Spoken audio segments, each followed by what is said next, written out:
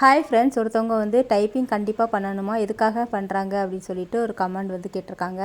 So நார்மலாக இப்போ TNPSC group 4 பார்த்தீங்க அப்படின்னா நம்மளுக்கு வந்து விஏஓ, அதுக்கப்புறம் ஜூனியர் அசிஸ்டண்ட், அதான் ஜே அப்படி சொல்லுவோம். அதுக்கப்புறம் வந்து டைப்பிஸ்ட்டு, ஸ்டெனோ டைப்பிஸ்ட். ஸோ இந்த கேட்டகரியில் தான் நம்மளுக்கு வந்து நிறைய போஸ்டிங் வந்து போடுவாங்க. ஸோ இப்போ வந்து டைப்பிங் முடித்தா என்ன யூஸு, முடிக்கலனா என்ன இது அப்படி சொல்லிட்டு தான் இந்த வீடியோவில் பார்க்க போகிறோம்.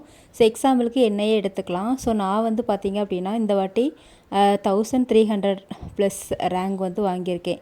ஆனால் நம்மளுக்கு வேகன்சி ரொம்ப கம்மி. ஸோ அதனால் எனக்கு வந்து இந்த தடவை வந்து பாசிபிள் இல்லை.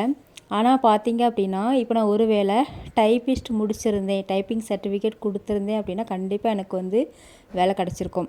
ஸோ இந்த டைப்பிஸ்ட்டோட அருமை, அதாவது டைப் சர்டிஃபிகேட்டோட அருமை வந்து எனக்கு இந்த எக்ஸாமில் தான் ரியலைஸ் ஆச்சு. ஸோ இவ்வளோ வருஷம் வேஸ்ட் பண்ணிட்டோமே அப்படின்னு சொல்லிட்டு. இப்போ நம்மளுக்கு கட் ஆஃப் நல்ல மார்க் எடுத்துமே அந்த பார்டர் லைன்லாம் இருக்கும் பொழுது நம்மளுக்கு வந்து எக்ஸ்ட்ரா ஒரு கோர்ஸ் படிச்சிருந்தா இந்த கோர்ஸ் படித்தா கண்டிப்பாக வேலை கிடச்சிருக்கும் அப்படிங்கிற ஒரு நிலமை தான் இது.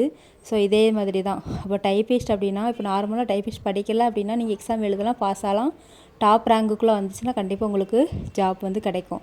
அப்படி இல்லை நீங்கள் வந்து கண்டிப்பாக போயே ஆகணும் அப்படின்னா நம்ம டைப்பிஸ்ட் படித்து வச்சா நம்மளுக்கு ஒரு ப்ளஸ்ஸு தான். ஒருவேளை நீங்கள் நல்ல மார்க் எடுத்தால் கூட டைப்பிஸ்ட் சர்டிஃபிகேட் இருந்து உங்களுக்கு டாப் ரேங்குக்குள்ளே வந்துட்டு அப்படின்னா நீங்கள் விருப்பப்பட்டது எடுத்துக்கலாம். விஏஓ எடுத்துக்கலாம், ஜூனியர் அசிஸ்டண்ட் எடுத்துக்கலாம், டைப்பிஸ்ட் வேணும்னா அது கூட நம்ம எடுத்துக்கலாம். ஸோ லாஸ்ட்டில் இந்த பார்டரில் பாஸ் ஆகிறவங்களுக்கு எல்லாத்துக்குமே வந்து கை கொடுக்கக்கூடியது என்னதுன்னா அடுத்த இது தான் நம்மளுக்கு டைப்பிஸ்ட்டு எக்ஸாம், டைப்பிஸ்ட் சர்டிஃபிகேட்டு தான். ஸோ அதனால் நீங்கள் படிக்கணும் அப்படின்னு சொல்லிட்டு ஆசைப்படுறீங்க, இல்லைனா கவர்மெண்ட் எக்ஸாம் கண்டிப்பாக கிளியர் பண்ணி ஆகணும் அப்படின்னா இந்த டைப்பிஸ்ட்டு ஸ்டெனோலாம் படித்து வைக்கிறது என்னை பொறுத்த வரைக்கும் ரொம்பவே நல்லது தான்.